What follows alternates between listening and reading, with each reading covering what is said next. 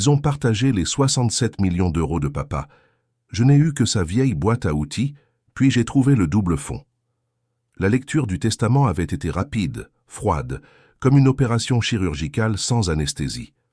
Dans le bureau du notaire, qui sentait le papier ancien et l'ennui, mon frère Guillaume et ma sœur Élise n'ont même pas essayé de cacher leur satisfaction. Leur regard brillait en entendant les chiffres. Pour eux, des actions, des propriétés, des comptes en banque bien remplis. Pour moi, Vincent, le fils qui avait préféré le travail manuel aux grandes écoles, il y avait cette phrase, lue d'une voix neutre, « À mon fils Vincent, je lègue ma boîte à outils qui l'a toujours plus intéressé que mes affaires. » Guillaume a eu un petit sourire en coin. Élise a tapoté mon bras avec une pitié insultante. J'ai pris la lourde caisse en bois et en cuir sans dire un mot, et je suis parti. Ils ont partagé les 67 millions d'euros de papa. Mais moi, Vincent, je n'ai eu que sa vieille boîte à outils. Ce double fond va tout changer. Abonnez-vous et laissez votre pouce bleu pour découvrir mon histoire. Cette boîte était toute ma vie avec mon père, Constant. Elle pesait 1 tonne, pas seulement à cause des marteaux et des clés à molette, mais à cause des souvenirs. Chaque outil avait une histoire.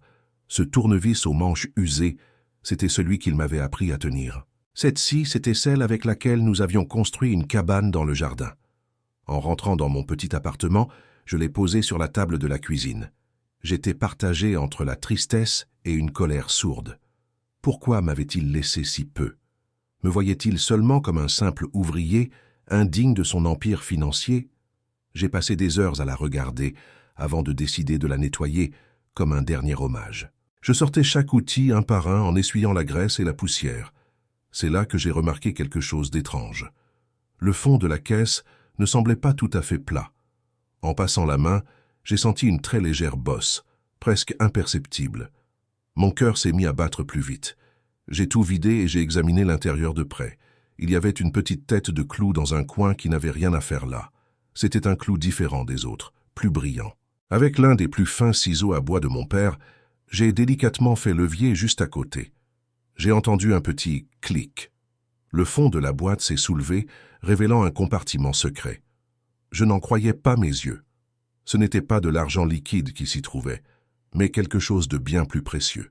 À l'intérieur, bien rangé, il y avait plusieurs liasses de documents officiels, des obligations aux porteurs valant une fortune, les titres de propriété de plusieurs appartements à Paris dont personne ne connaissait l'existence, et une clé de coffre-fort d'une banque privée en Suisse. Au-dessus de tout ça, une simple enveloppe, avec mon nom écrit de la main de mon père. Je l'ai ouverte, les mains tremblantes. La lettre disait « Mon fils, tes frères ont eu l'argent. Toi, tu as l'héritage. L'argent se dépense, mais ce que tu construis avec tes mains et ton cœur, ça reste pour toujours. Ceci est le fruit de mon vrai travail, celui que j'aimais avant les affaires. Fais-en bon usage. Je suis fier de toi. » J'ai éclaté en sanglots, tenant la lettre contre moi. Mon père ne m'avait pas oublié. Il m'avait donné bien plus que l'argent. Il m'avait donné sa confiance et la véritable clé de sa fortune. Les larmes ont séché, mais une chaleur nouvelle a pris leur place dans ma poitrine. Ce n'était plus la colère, mais une sorte de force tranquille. J'ai passé la nuit à relire la lettre de mon père, à toucher les documents, presque incapable de croire à ce qui se passait. Le lendemain, j'ai pris ma décision. J'ai contacté un avocat discret, un homme d'un certain âge nommé André, recommandé par un vieil ami de mon père. Il a examiné les papiers avec un calme impressionnant, ses yeux s'écarquillant juste un peu en voyant les obligations au porteur. Il a confirmé que tout était parfaitement légal. La fortune était bien réelle, et elle était à moi. Le voyage en Suisse a été rapide, presque irréel. La banque était un bâtiment imposant et silencieux, où chaque son semblait absorbé par les tapis épais. Un homme en costume impeccable, nommé Stéphane, m'a reçu dans un bureau privé. Il a vérifié la clé, mes papiers, et a passé quelques appels. Sans un mot de trop, il m'a conduit vers la salle des coffres. La porte massive s'est ouverte avec un sifflement léger, révélant des centaines de petites portes en métal brillant. Il a inséré ma clé et la sienne, puis s'est retiré. Mon cœur battait à tout rompre. À l'intérieur du coffre, il y avait bien plus que des documents. Des lingots d'or, une collection de montres de luxe et une autre lettre. Celle-ci disait simplement « Ceci n'est pas de l'argent, c'est du temps, le temps que j'aurais dû passer avec toi. Utilise-le pour être libre. Ton père Constant. 2 semaines plus tard, ma vie avait discrètement changé. J'avais quitté mon petit appartement pour l'un des logements parisiens de mon père, un lieu magnifique avec vue sur un parc. Je n'avais rien dit à personne. Un soir, Guillaume m'a appelé. Sa voix était pleine de cette fausse sympathie que je connaissais si bien. « Vincent, comment ça va ? Je me disais, comme tu es un peu juste en ce moment, Élise et moi, on a pensé qu'on pourrait te racheter la vieille boîte à outils de papa. Pour la garder en souvenir, tu comprends. On peut te donner un bon prix. » J'ai souri pour la première fois en pensant à eux. « Non, merci Guillaume, je vais la garder. » Il a insisté, parlant comme à un enfant. « Allez, ça t'aiderait à payer tes factures. » C'est là que j'ai décidé de mettre fin à la comédie. D'une voix calme, j'ai répondu « Ce n'est pas la peine de t'inquiéter pour mes factures. D'ailleurs, je suis un peu occupé en ce moment. Je dois superviser les travaux de rénovation de mon nouvel immeuble près du jardin du Luxembourg. » Il y a eu un long silence à l'autre bout du fil. Je pouvais presque l'entendre chercher ses mots. « Quel immeuble ?» a-t-il finalement demandé, sa voix changée. « Celui que papa m'a laissé, tout comme la boîte à outils. » J'ai raccroché avant qu'il ne puisse répondre. Je n'avais pas besoin de leur dire le reste. La véritable richesse n'était pas dans l'argent, mais dans la reconnaissance de mon père. Il m'avait laissé les outils pour construire ma propre vie, au sens propre comme au figuré. Et c'est exactement ce que j'allais faire. Le silence qui a suivi mon appel avec Guillaume était plus lourd que celui de la salle des coffres en Suisse. Je n'avais pas crié, je n'avais pas insulté. J'avais simplement dit la vérité. Et cette vérité avait suffi à faire exploser leur petit monde confortable. Pendant un instant, j'ai savouré ce sentiment. Ce n'était pas de la vengeance, mais une forme de justice poétique. Ils m'avaient jugé sur les apparences, sur mes mains sales et mes vêtements de travail. Ils n'avaient jamais cherché à voir plus loin. Mon père, lui, avait vu. C'était ça, ma véritable victoire. Je savais qu'il n'allait pas en rester là. Guillaume et Élise formaient une équipe depuis l'enfance, toujours unis pour obtenir ce qu'ils voulaient. J'ai passé les 2 jours suivants à attendre. Je n'étais pas angoissé, mais préparé. J'ai continué à organiser mon nouvel appartement, à déballer mes affaires, à accrocher mes propres cadres au mur. Pour la première fois de ma vie, je me sentais vraiment chez moi, dans un lieu qui n'était pas défini par le manque d'argent, mais par un choix. Le choix de vivre bien comme mon père l'avait souhaité pour moi. Le téléphone a sonné le 3e jour. C'était Élise. Sa voix était mielleuse, complètement différente de d'habitude. « Vincent, mon petit frère, comment vas-tu ? J'ai eu Guillaume au téléphone. Il était un peu secoué. Tu sais comment il est. Il a du mal comprendre ce que tu as dit. » Je me suis assis sur un carton encore fermé. Il a très bien compris, Élise. Il n'y a rien à interpréter. Elle a fait une petite pause, comme si elle cherchait le bon angle d'attaque. Mais enfin, un immeuble, papa ne nous en a jamais parlé. Tu es sûr que ce n'est pas une erreur ? Peut-être que tu devrais nous montrer les papiers pour qu'on puisse vérifier avec toi. On s'inquiète pour toi. L'hypocrisie était si épaisse qu'on aurait pu la couper au couteau. Je n'ai pas besoin de votre aide pour vérifier, Élise. J'ai un très bon avocat, un certain André, qui s'en est déjà chargé. Tout est en ordre. Sa voix a changé, perdant un peu de sa douceur forcée. Un avocat ? Mais pourquoi un avocat ? On est une famille, Vincent. On ne devrait pas avoir de secrets les uns pour les autres. Papa nous a laissé son argent, et à toi, une boîte à outils. C'est ce qui est écrit. Si tu as trouvé autre chose, c'est peut-être un malentendu. Cet argent nous revient aussi. Voilà. Le vrai visage apparaissait enfin. Je suis resté calme. Papa vous a laissé l'argent des affaires. À moi, il a laissé son héritage personnel. Ce n'est pas la même chose. Il a été très clair dans sa lettre. J'ai délibérément mentionné la lettre. Une lettre ? Quelle lettre ? Sa voix était devenue aiguë, presque perçante. Une lettre personnelle. Elle était avec le reste. Écoute, Élise, je suis occupé. J'ai des artisans qui arrivent. On se parlera plus tard. J'ai raccroché avant qu'elle ne puisse protester. Je savais que j'avais jeté de l'huile sur le feu. Ils allaient maintenant chercher cette lettre, fouiller, menacer. La partie d'échecs ne faisait que commencer. Mais cette fois, je n'étais plus un simple pion sur l'échiquier.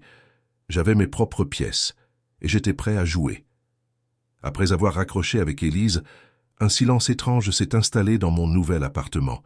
Ce n'était pas un silence vide, mais un silence lourd, plein de choses non dites, de ponts qui venaient d'être brûlés.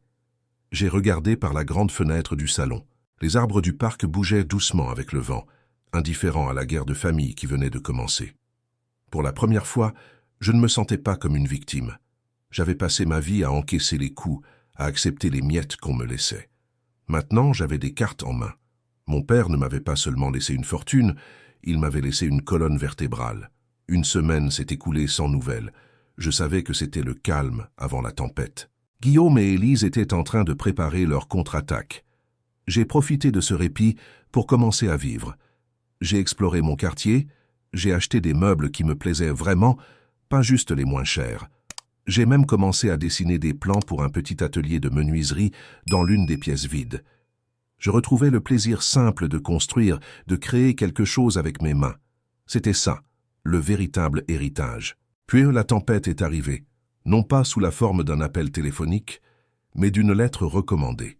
L'enveloppe était épaisse, luxueuse, avec le nom d'un grand cabinet d'avocats parisien gravé en haut à gauche. Mon cœur a eu un soubresaut, un réflexe de l'ancien Vincent, celui qui avait peur des courriers officiels. Mais j'ai respiré profondément, et j'ai ouvert la lettre avec un couteau à beurre. Le ton était froid, formel et menaçant. L'avocat, un certain maître François, me conviait à une réunion pour clarifier la situation successorale de mon père.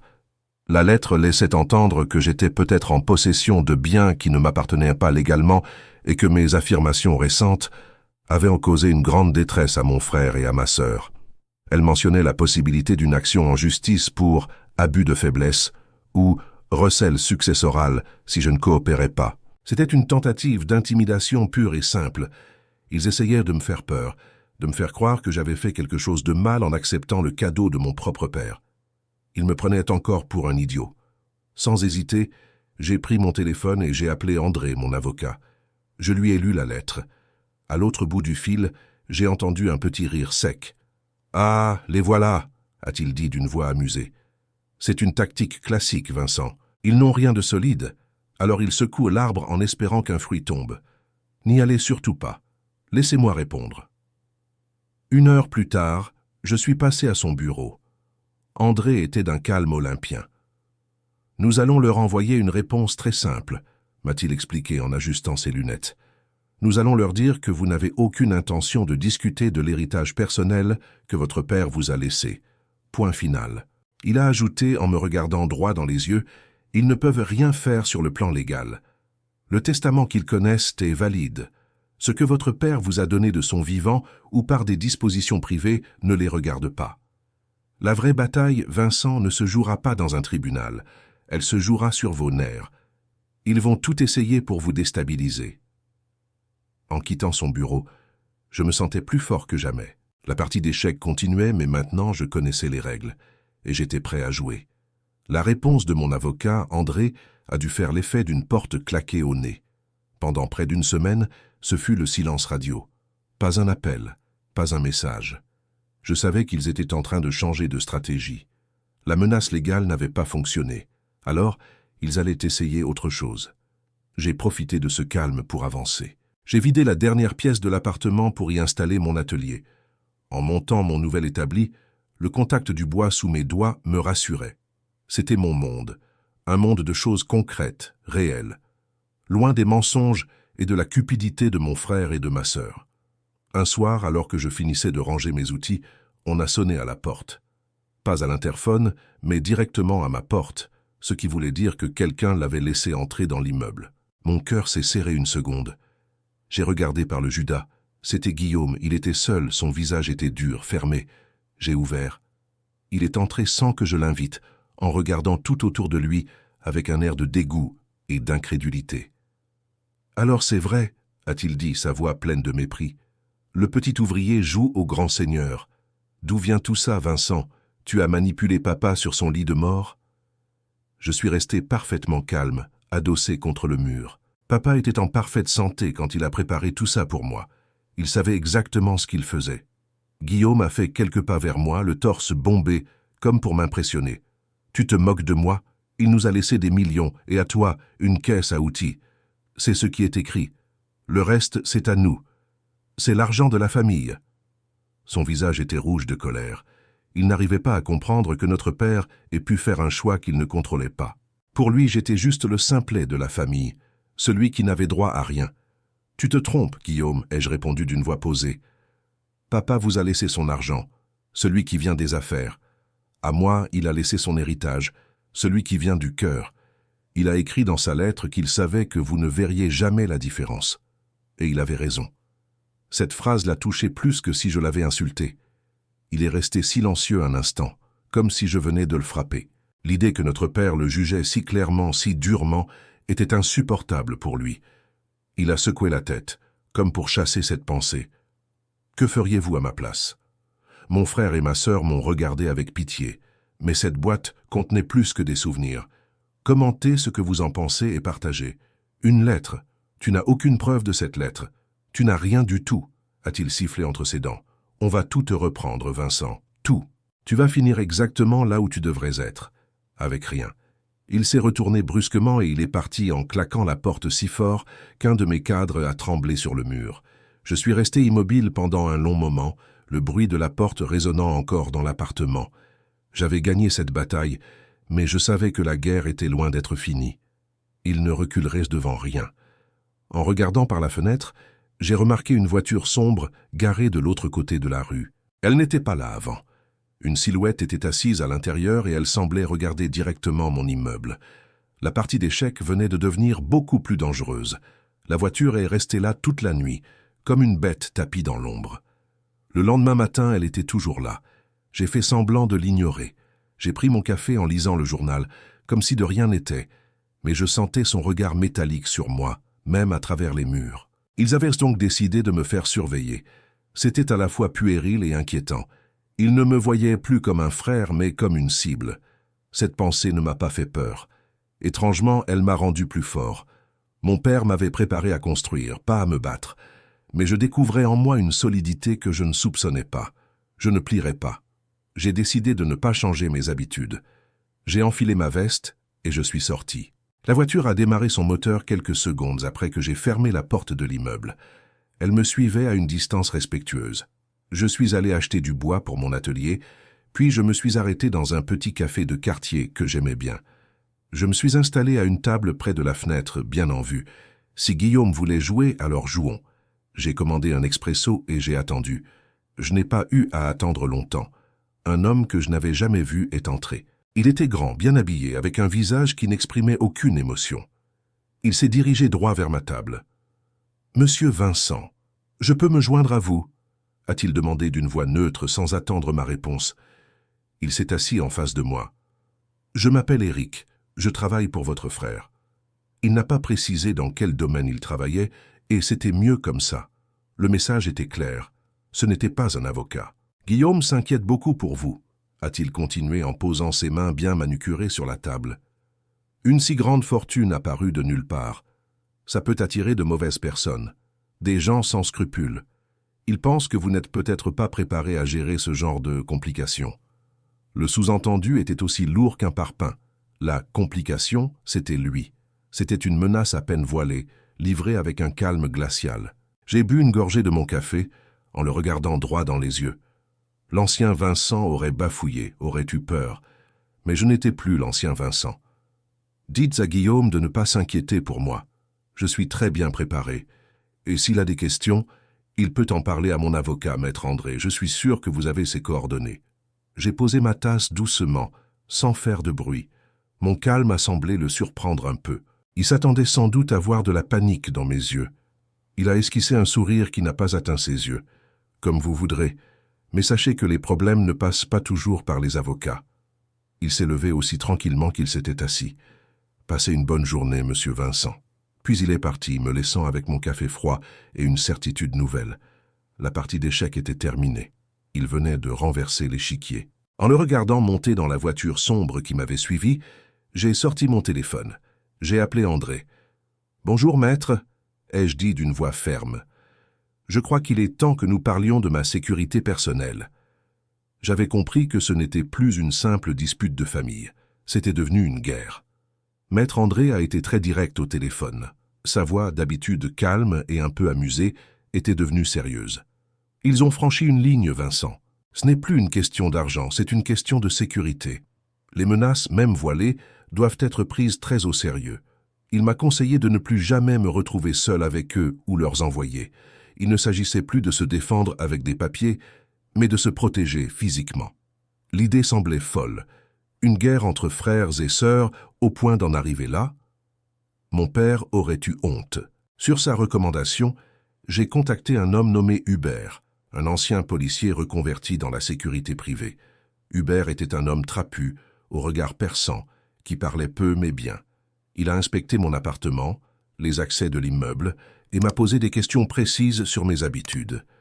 En 2 jours, mon appartement a été transformé en une forteresse discrète. Des caméras cachées couvrirent les entrées, des serrures renforcées ont été posées, et une alarme silencieuse était désormais reliée directement à son agence. Je me sentais à la fois plus en sécurité et complètement ridicule. Tout ça pour une dispute d'héritage? Pendant que Hubert travaillait, je passais mes journées dans mon atelier, essayant de me concentrer sur le travail du bois. Le geste familier de la main qui guide l'outil me calmait. Mais je ne pouvais pas chasser cette nouvelle réalité de mon esprit. Je vivais barricadé, regardant par-dessus mon épaule chaque fois que je sortais. Ce n'était pas une vie. Ce n'était pas la liberté que mon père voulait pour moi. Rester sur la défensive, c'était attendre le prochain coup, et je savais qu'il viendrait. La peur a alors laissé place à autre chose, une curiosité froide. Qui était vraiment mon frère et ma sœur? Je les connaissais comme des caricatures, le requin des affaires et la princesse gâtée. Mais qu'y avait-il derrière cette avidité?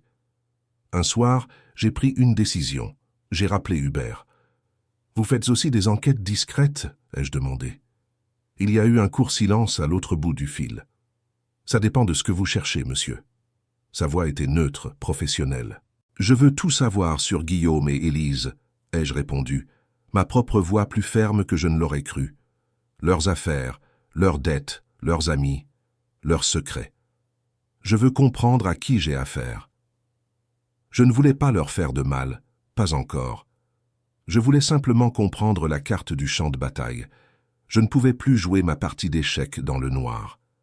2 jours plus tard, Hubert m'a envoyé un premier dossier par messager sécurisé. Ce n'était pas un secret financier scandaleux ou une histoire personnelle compromettante. C'était bien plus simple et bien plus inquiétant. Le dossier contenait une seule photo. Une photo de Guillaume, souriant et serrant la main d'un homme devant un bâtiment moderne. L'homme sur la photo était celui qui s'était assis en face de moi dans le café. C'était Eric. Mais le plus troublant n'était pas là. Une note d'Hubert précisait le lieu et la date de la photo. Elle avait été prise 3 mois avant la mort de notre père, devant le siège d'une des entreprises concurrentes de celle de papa. Une entreprise que Guillaume avait toujours voulu racheter et que notre père avait toujours refusé de convoiter. Mon frère ne préparait pas seulement une attaque contre moi, il préparait quelque chose depuis bien plus longtemps. Cette photo a changé quelque chose en moi. Ce n'était plus une simple dispute de famille pour de l'argent. C'était une trahison, préparée dans l'ombre bien avant que notre père ne soit parti. Guillaume ne voulait pas seulement sa part du gâteau, il voulait vendre la boulangerie entière. Je suis resté assis dans mon atelier pendant 1 heure, la photo affichée sur l'écran de mon ordinateur. Le visage souriant de mon frère me fixant. Il serrait la main d'Éric comme s'ils étaient de vieux amis, célébrant une victoire future. Une victoire contre notre propre père. La colère que je ressentais n'était plus sourde. Elle était devenue claire, précise. Je savais maintenant que je ne me battais pas seulement pour moi, mais pour l'honneur de mon père. J'ai rappelé Hubert. « J'ai besoin de plus », lui ai-je dit. « Oubliez les dettes et les secrets personnels. Je veux savoir ce que Guillaume préparait avec cette entreprise concurrente. Chercher des projets, des accords, des discussions qui ont eu lieu dans les 6 mois avant la mort de mon père. » Hubert a simplement répondu « bien reçu ». Il n'a posé aucune question. C'est ce que j'appréciais chez lui. Il était un outil, et comme tous les bons outils, il faisait son travail sans bavardage inutile. Pendant ce temps, je devais trouver un autre angle. Hubert pouvait fouiller dans les papiers, mais il me manquait l'aspect humain, l'histoire que les chiffres ne racontent pas. Je me suis souvenu d'un homme, Pierre, l'ancien chef d'atelier de mon père. Il avait été son bras droit pendant plus de 30 ans. Pierre avait été mis à la retraite de force par Guillaume, quelques mois à peine après qu'il a commencé à prendre plus de place dans l'entreprise. Mon père n'était pas d'accord, mais il était déjà fatigué de se battre. J'ai retrouvé le numéro de Pierre dans un vieux carnet de mon père. Quand je l'ai appelé, sa voix était hésitante au début, mais il m'a reconnu. Je lui ai demandé si on pouvait se voir, pour parler du bon vieux temps. Il a accepté, et nous nous sommes donné rendez-vous dans un petit café, loin des quartiers d'affaires. Pierre était un homme aux mains épaisses et au regard franc. Il a été touché que je pense à lui. « Votre père me manque tous les jours », a-t-il dit en remuant son café. C'était un homme juste. Il a bâti son entreprise avec ses mains, comme vous. Je lui ai parlé de l'héritage, sans entrer dans les détails du double fond.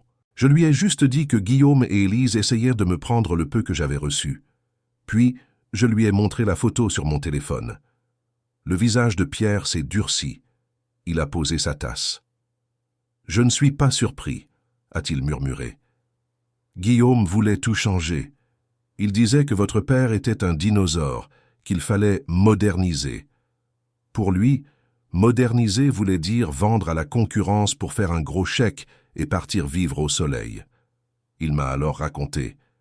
Guillaume avait passé des mois à négocier en secret pour vendre des parts stratégiques de l'entreprise. Il voulait démanteler ce que notre père avait construit.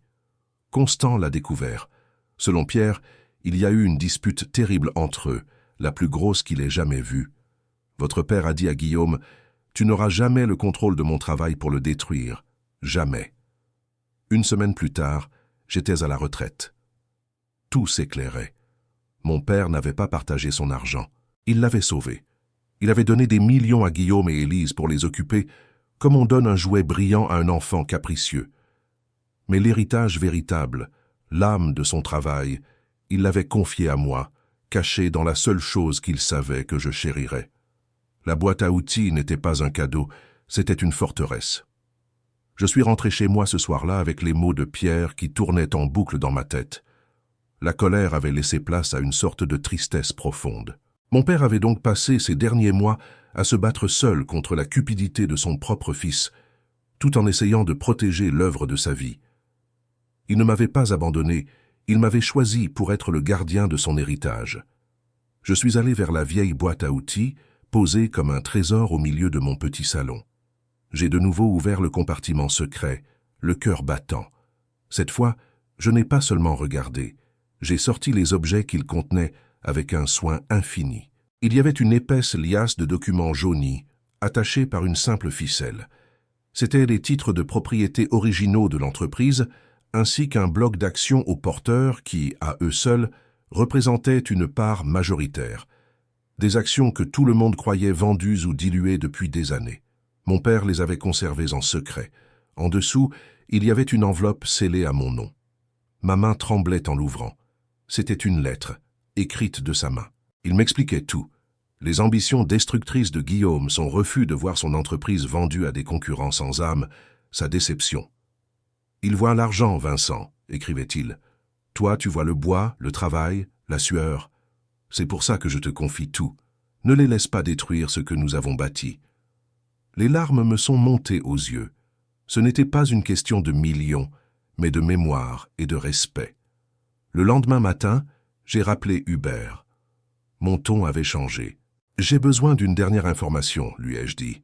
« Trouvez-moi le nom d'une personne de confiance au sein de l'entreprise, quelqu'un qui était loyal à mon père jusqu'au bout. » 1 heure plus tard, il m'a donné un nom. Jacqueline, l'assistante personnelle de mon père pendant près de 40 ans, maintenant reléguée à un poste sans importance par Guillaume. J'ai trouvé son numéro et je l'ai appelée. Au début, elle était méfiante, mais quand j'ai mentionné la dispute que Pierre m'avait racontée, sa voix s'est brisée. « Votre père était si inquiet », a-t-elle avoué. « Guillaume veut tout vendre. Il a convoqué une réunion extraordinaire du conseil d'administration, demain matin, pour forcer le vote. » C'était donc ça, l'attaque finale. Guillaume pensait que j'étais neutralisé, occupé à compter mes outils, et il allait en profiter pour donner le coup de grâce à l'entreprise de notre père. Il ne savait pas que le véritable testament n'était pas un papier lu par un notaire, mais une boîte en bois remplie de vieux outils et une lettre. « Merci, Jacqueline », ai-je dit. « Pouvez-vous me donner l'heure et le lieu de cette réunion ?» Elle me les a donnés. J'ai raccroché, le calme m'envahissant. La peur avait disparu. Je savais exactement ce que je devais faire. La partie d'échecs était peut-être terminée, mais la guerre, elle, ne faisait que commencer. Et cette fois, c'est moi qui allais avancer mes pièces sur l'échiquier. Cette nuit-là, j'ai à peine dormi. Mais ce n'était pas l'angoisse qui me tenait éveillé, C'était une énergie froide et nouvelle. La peur avait été remplacée par un sentiment de devoir. Je n'étais plus la victime. J'étais le soldat que mon père avait choisi pour sa dernière bataille. Au petit matin, je n'ai pas mis mon bleu de travail. J'ai enfilé une chemise simple et un pantalon propre, les seuls vêtements corrects que je possédais. Dans une vieille mallette en cuir qui avait appartenu à mon père, j'ai glissé les actions au porteur et sa lettre. Puis j'ai ajouté un petit objet de la boîte à outils, un niveau à bulles en bois petit et usé, un rappel de ce qui était juste et droit. L'immeuble du siège de l'entreprise était une tour de verre et d'acier, froide et impersonnelle. Tout le contraire de mon atelier. En entrant dans la salle de réunion, tous les regards se sont tournés vers moi. Guillaume était assis en bout de table, l'air d'un roi sur son trône. Élise, à sa droite, regardait ses ongles, l'air de s'ennuyer déjà. Il y avait une dizaine d'autres personnes, des visages graves en costume sombre. « Vincent, qu'est-ce que tu fais là ?» a lancé Guillaume, sa voix pleine de mépris. « La place des ouvriers est à l'atelier. Pas ici. Sors. » Je me suis approché de la table sans un mot. Mon calme semblait le déstabiliser plus que n'importe quelle insulte. « Je ne crois pas, non, » ai-je répondu d'une voix posée. « Je suis ici en tant qu'actionnaire majoritaire. » Un murmure a parcouru la salle. Guillaume a éclaté d'un rire forcé. « Tu as perdu la tête ?» Le notaire a été très clair. J'ai ouvert la mallette et j'ai posé doucement les documents sur la table en acajou. D'abord, la liasse d'actions au porteur. Un homme plus âgé, un certain Bernard que je ne connaissais pas, a pris les papiers, les a examinés avec des yeux d'expert, puis a blêmi. « Ces titres, ils sont valides, » a-t-il dit, la voix étranglée par la surprise. Le visage de Guillaume est passé du rouge de la colère au blanc de la défaite. Élise, elle, me regardait enfin avec une expression nouvelle, la peur. « Mon père a toujours su qui tu étais, Guillaume, » ai-je continué. J'ai pris la lettre et j'en ai lu un passage à voix haute, la voix de mon père résonnant à travers mes propres mots, parlant de sa déception, de la trahison de son fils qui voulait vendre son âme pour un chèque.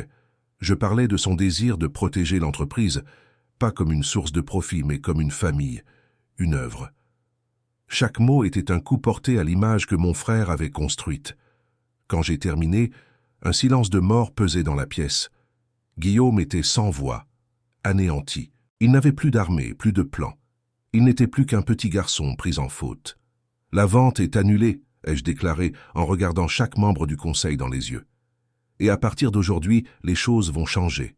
Personne n'a protesté. Ce soir-là, je suis retourné dans l'ancien bureau de mon père. La boîte à outils était posée sur le grand bureau de bois massif. L'héritage, ce n'était pas les 67 millions.